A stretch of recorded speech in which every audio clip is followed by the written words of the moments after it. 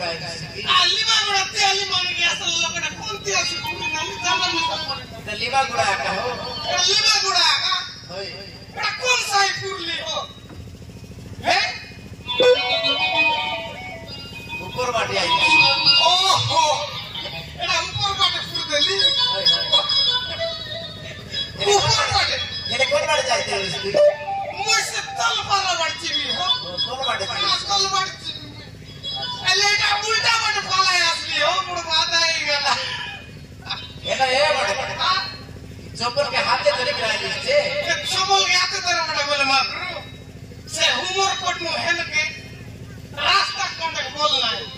एते लगा काल मुद्री तले एक माट का आटा हेन के न काला सेक्टर पे घोड़े नो बिदी करी हाथे धरी के परियास आप लिखा के एटा हाथे धरी करी जीवाटा नाच चढ़ के नहीं होते केंदा मुत्वे सूरज फूले गेला नाट चढ़ के नहीं होते मैंने हो केंदा बोला माकरू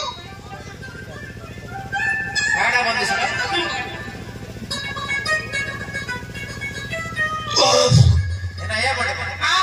या देसी की विदेशी है देसी नहीं हो से बटर नहीं खाली विदेशी बट फाला आके देसी मार कर तू आके देसी मार करली फुड़ी के में मार करली सोलब मिलले सोलब मार करली फेंडम मार करली मेंडम मार करली एबे नहीं पूरा विदेशी एले बाकरो हम 1 लाख